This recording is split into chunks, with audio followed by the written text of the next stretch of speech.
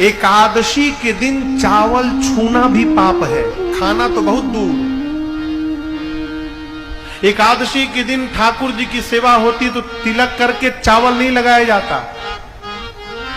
नहीं जानते, इसी कलयुग की माई थी कर्मा बाई, मांग मांग के खाती थी वो, जहां जाती थी मांग के खाती थी। एक दिन कन्हैया के मंदिर में गई, दोपहर में तो देखी कि दोपहर में पुजारी जी भोग लगा रहे थे। कर्मा माई बोली, ठाकुर जी ये पंडित आपको भूखों मार डालेगा, बताओ सुबह से आपको भूखा रखा। प्रभु यहां तो मेरा कोई अधिकार नहीं है, लेकिन तुम एक काम करना, कल सवेरे 6 बजे आ जाना, भूख लगी होती है तुमको, मैं कुछ तुमको खिला दूंगी, उसके बाद बढ़िया चकाचक यहाँ 56 भोग पाना दिन में। बोल के गई और उसको विश्वास था कि मेरा कन्हैया अवश्य आएगा। सवेरे उठी 5 बजे, नहाई भी नहीं, न आंगन साफ की, पहला काम किया खिचड़ी बनाया उसने। जैसे खिचड़ी बना के रखी, 6 बजा, दरवाजे पर एक 8 साल का बच्चा चला आया और आकर बोला, माँ जल्दी खिला दे, बहुत जोर की भूख लगी है। कर्मा बाई ने खिचड़ी खिलाया। अब ये नियम नित्य का हो गया, रोज भगवान आते थे, रोज कर्मा भाई भगवान को खिचड़ी खिलाती थी। एक दिन ठाकुर जी खा के गए, 6:30 बजा होगा, कर्मा बाई बर्तन साफ करी थी, तब तक एक महात्मा गुजरे। महात्मा बोले, इतने सुबह सुबह भोजन कर लिया इसने? बोले, अरे माई इतने सवेरे सवेरे तू खा ली? बोले, मैं नहीं खाई, वो कन्हैया आया था ना भोजन करने। अब महात्मा बोले, हाँ तुम बहुत बड़ी भक्तन हो गई, भगवान तुम्हारे यहाँ भोजन करने आएंगे। अब तू भगवान को खिलाती तो ऐसे खिलाती है?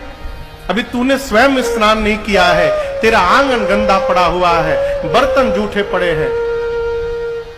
माई बोली, प्रभु हमें कुछ पता नहीं कि कैसे करना चाहिए, क्या क्या करना चाहिए।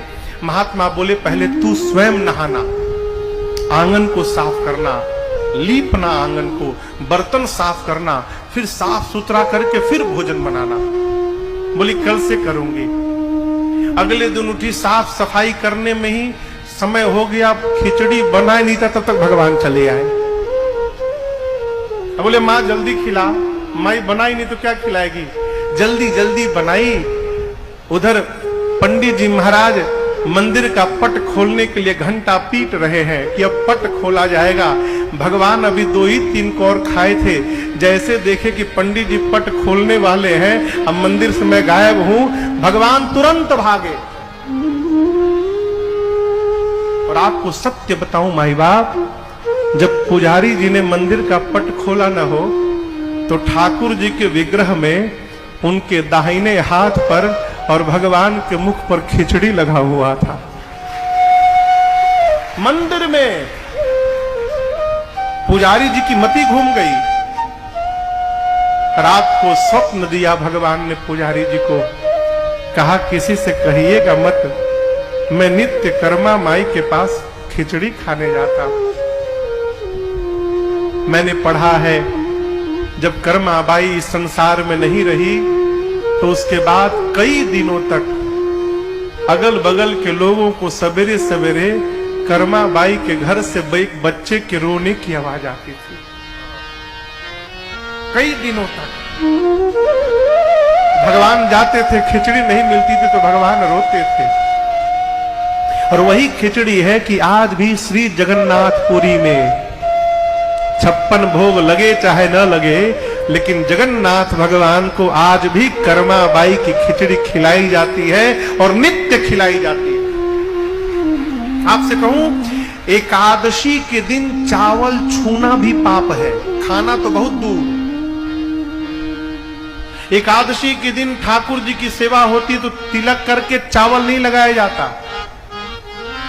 केवल धरती पर एक स्थान है जहां एकादशी को भी कैद खाने में डाल दिया गया है, वो है जगन्नाथपुरी।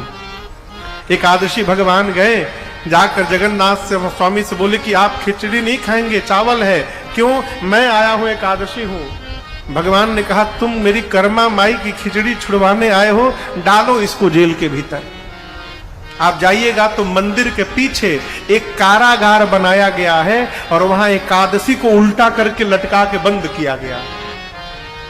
पूरे धरती पर एकमात्र स्थान है जगन्नाथ भगवान की पुरी, जहां पर एकादशी का कोई प्रभाव नहीं है।